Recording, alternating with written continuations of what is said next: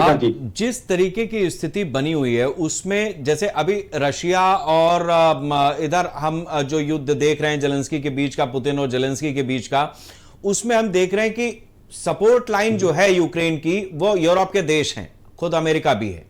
Russia अपने आप में पूरा लोहा लेने का मादा रखता है, उसकी अपनी रिसर्च है, उसके पास अपना पूरा इक्विपमेंट है, साजो सामान है।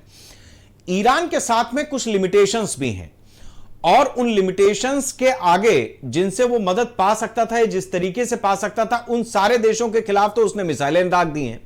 तो ऐसे में आपको लगता है कि चाइना जो सिर्फ लोगों को उकसाने का काम करता है और फिर बैठ के तमाशा देखता है, या रशिया जो इस समय खुद यूक्रेन से उलझा हुआ है, वो यहां पर आ करके और किसी तरीके की कोई गुंजाइश निकालेगा या मदद देने की स्थिति में होगा ईरान को? ईरान लड़ेगा कैसे, कितने दिन? एक अकुलाहट अंदर, जी देखिए, अंदर अंदर उनके भीतर मान लीजिए रशिया और चीन तो ऐसा चाहेगा अमेरिका को इस तरह से बेताज बादशाह बनते हुए देखते हुए, ये अमेरिका और ये रूस और चीन बैठेगा नहीं, बैठना नहीं चाहिए। लेकिन चीन और रूस की भी अपनी मजबूरी है। जो बात आपने कही शेखर जी कि ईरान ने लड़ाई को बहुत दूसरा रूप भी दे दिया है। ईरान को जिन लोगों से गठबंधन करना चाहिए, जिन लोगों से सख्त मतलब मदद मांगनी चाहिए, जिन पड़ोसियों से आप पंगा लेकर के कैसे उतने बड़े देश से आप सीधा चैलेंज कर सकते हैं? आपकी लड़ाई केवल इजराइल तक की होती तो आप ये सब कर रहे होते तो चीजें समझ में आती। आपकी लड़ाई सीधे अमेरिका से है, केवल इजराइल नहीं है। और इजराइल भी आपसे तकनीक के मामले में मैं जहां तक देख समझ पा रहा हूं बहुत आगे है। आपकी इजराइल से भी लड़ाई उतनी मतलब उतने मजबूती से आप इजराइल का भी अकेले भी सामना करने की स्थिति में नहीं है। तो आपको आपकी मुझे लगता है कि सामरिक नीति कुछ ऐसी होनी चाहिए। आपको बहुत धैर्य के साथ चीजों को सोच समझ करके करना चाहिए। जिस तरीके की कार्रवाई परसों से ईरान ने शुरू किया है, उसको देख करके रूस और चीन अंदर अंदर उनके मैं कह रहा हूं, बार बार एक शब्द का प्रयोग कर रहा हूं कि अकुलाहट है, लेकिन वो भी कुछ करने की स्थिति में नजर नहीं आ रहे हैं। और जब वो कुछ करने की स्थिति में नजर नहीं आ रहे हैं तो उनका वक्तव्य या उनकी बात से कोई बहुत फर्क पड़ने वाला नहीं है सीधे तौर पर। और इसका एक दुष्परिणाम ये होगा कि आने वाले दिन में अमेरिका को और शक्ति मिलेगी इससे।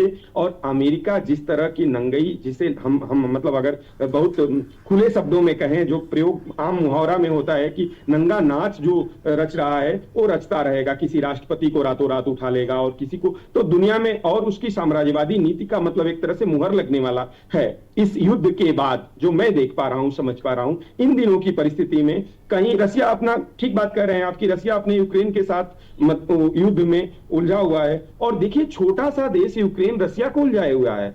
युद्ध कहां खत्म हो रहा है? हमने तो उम्मीद नहीं की थी, ना किसी ने उम्मीद की थी क्या कि यूक्रेन के साथ रशिया का इतना लंबा युद्ध चलेगा। हमने तो उम्मीद की थी कि चलिए ये कुछ दिन की बात है, कुछ दिन के बाद खत्म हो जाएगा।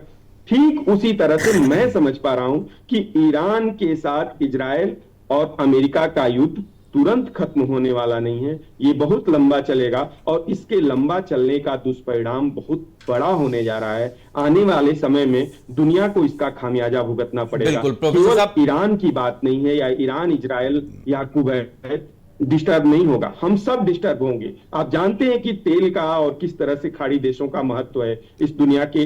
ठीक है प्रोफेसर साहब, मैं आता हूं आपके पास। इस चर्चा को हम थोड़ा सा और आगे बढ़ा लेते हैं। राजीव जी, मैं आपसे भी ये चीज समझना चाहूंगा इस चर्चा के बीच में कि जिस तरीके से हिंदुस्तान के बहुत सारे लोग दुबई जाते हैं, आप मिडिल ईस्ट में जाते हैं और वहां पर अपने रोजगार को तलाशते हैं, काम की तलाश में जाते हैं। हमने एक दौर वो भी देखा था जब अफगानिस्तान, कुवैत, इराक, ये दौर जब चल रहा था, 90s का वो एरा था।